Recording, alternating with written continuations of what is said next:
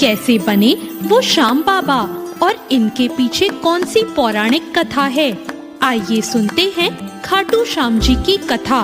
कौरव वंश के राजा दुर्योधन नेमी दोष पांडवों को सताने और उन्हें मारने के लिए लाशागृह का निर्माण कराने लगे, पर सौभाग्यवश वे उससे बच निकले और वनवास में रहने लगे।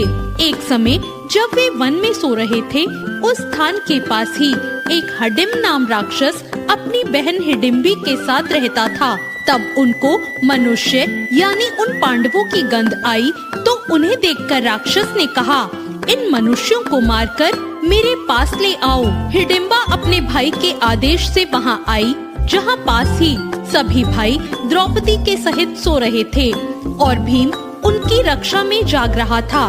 भीम के स्वरूप को देखकर हिडिम्बा उस पर मोहित हो गई और मन में सोचने लगी, मेरे लिए यह उपयुक्त पति हो सकता है। उसने भाई की परवाह किए बिना भीम को पति मान लिया। कुछ देर बाद हिडिम्बी के वापस न लौटने पर हिडिम्बासुर वहां आया और स्त्री के सुंदर भेष में अपनी बहन को भीम से बात करता देखकर क्रोधित हुआ। तत्पश्चात हिडिम्बी के अनुनय विनय से माता कुंती व युधिष्ठिर के निर्णय से दोनों का गंधर्व विवाह हुआ। उपरोक्त अवधि के अंतर्गत हिडिम्बी गर्भवती हुई और एक महाबलवान पुत्र को उसने जन्म दिया। वो बच्चा बाल रहित था, इसलिए उसका नाम घटोत्कच रखा गया। हिडिम्बा ने कहा, मेरा भीम के साथ रहने का समय समाप्त हो गया और आवश्यकता होने पर पुनः मिलने के लिए वह कहकर अपने अभिष्ट स्थान पर चली गई। साथ ही घटोत्कच भी सभी को प्रणाम कर आज्ञा लेकर उत्तर दिशा की ओर चला गया। जल्द ही श्री कृष्ण के कहने पर मणिपुर में मरु दैत्य की लड़की कामकंटका से गंधर्व विवाह हुआ।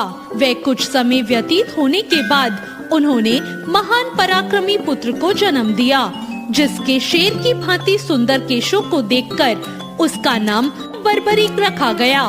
बल की प्राप्ति के लिए उसने देवियों की निरंतर आराधना करके तीनों लोकों में किसी में ऐसा दुर्लभ अतुलनीय बल का वरदान मांग लिया और देवियों ने बर्बरीक को कुछ समय वहीं निवास करने के लिए कहा और कहा कि एक विजय नामक ब्राह्मण आएंगे, उनके संग तुम्हारा और अधिक कल्याण होगा।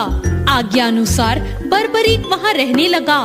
तब मगध देश के विजय नामक ब्राह्मण वहां आए और 7 शिवलिंगों की पूजा की, साथ ही विद्या की सफलता के लिए देवियों की पूजा की। ब्राह्मण को स्वप्न में आकर कहा कि सिद्ध माता के सामने आंगन में साधना करो, बर्बरीक तुम्हारी सहायता करेगा। ब्राह्मण के आदेश से बर्बरीक ने साधना में विघ्न डालने वाले सभी राक्षसों को यमलोक भेज दिया। उन असुरों को मारने पर नागों के राजा वासुकी वहां आए और बर्बरीक को दान मांगने के लिए कहा। तब बर्बरीक ने विजय की निर्विघ्न तपस्या सफल हो यही वर मांग लिया। ब्राह्मण की तपस्या सफल होने पर उसने बर्बरीक को युद्ध में विजयी होने का वरदान दिया। तत्पश्चात विजय को देवताओं ने सिद्ध शौर्य प्रदान किया। तब से उसका नाम सिद्धसेन हो गया। कुछ काल बीत जाने के बाद कुरुक्षेत्र मैदान में कौरवों और पांडवों के बीच युद्ध की तैयारियां होने लगी। इस अवसर पर बर्बरीक भी अपने तेज नीले घोड़े पर सवार होकर आ रहे थे। तब रास्ते में भगवान श्री कृष्ण बर्बरीक की परीक्षा लेने के लिए ब्राह्मण के भेष में उनके पास पहुँचे। भगवान ने बर्बरीक की मन की बात जानने के लिए उनसे कहा, तुम किसकी ओर से युद्ध करने आए हो? तब बर्बरीक ने कहा, जो कमजोर पक्ष होगा उसकी ओर से मैं युद्ध लड़ूंगा। भगवान ने बर्बरीक से कहा कि तुम 3 बाणों से सारी सेना को कैसे नष्ट कर सकते हो? तब बर्बरीक ने कहा कि सामने वाले पीपल वृक्ष के सभी पत्ते एक बाण से ही निशान हो जाएं और दूसरा उसे भेद देगा। भगवान श्री कृष्ण ने मुट्ठी व पैर के नीचे 2 पत्ते छिपा लिए। तब देखते ही देखते एक बाण से क्षण भर में ही सभी पत्ते बिंद गए। तब श्री कृष्ण ने वास्तव में देखा कि यह एक ही बार में सबको यमलोक भेज देगा। तब ब्राह्मण बने श्री कृष्ण ने बर्बरीक से याचना की। तब बर्बरीक ने कहा, हे ब्राह्मण, क्या चाहते हो? तब श्री कृष्ण ने कहा कि क्या सबूत है, मैं जो मांगूंगा वो मुझे मिल जाएगा। तब बर्बरीक ने कहा, जब वचन की बात है तो तुम प्राण भी मांगोगे तो मिल जाएंगे। तो ब्राह्मण के भेष में नटवर बोले, मुझे तुम्हारा शीश का दान चाहिए। यह सुनकर बर्बरीक स्तब्ध रह गए और बोले, मैं आपका वचन सहर्ष पूरा करूंगा, पर सत्य कहो, आप कौन हो?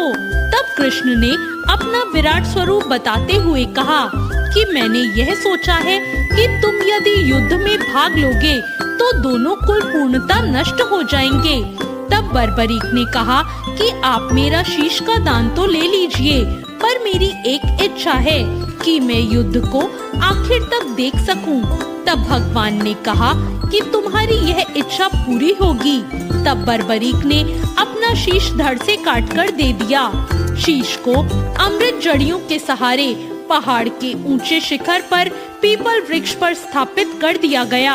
18 दिन तक चले युद्ध में पांडवों को विजय प्राप्त हुई, साथ ही उन्हें अपनी जीत पर घमंड हो गया। तब श्री कृष्ण उन सबको लेकर वहां पहुँचे जहां बर्बरीक का सिर स्थापित था।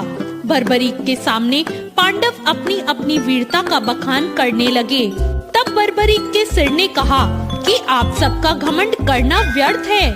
जीत श्री कृष्ण की नीतिज्ञ से ही मिली है। मुझे तो इस युद्ध में श्री कृष्ण का सुदर्शन चक्र चलता ही नजर आया था। इसके बाद बर्बरीक चुप हो गए। तब भगवान श्री कृष्ण ने प्रसन्न होकर बर्बरीक को वरदान दिया कि कलयुग में मेरे श्याम नाम से तुम पूजे जाओगे और तुम्हारे सुमरण से सभी मनोरथ पूर्ण होंगे। तो ये थी खाटू श्याम बाबा की कथा।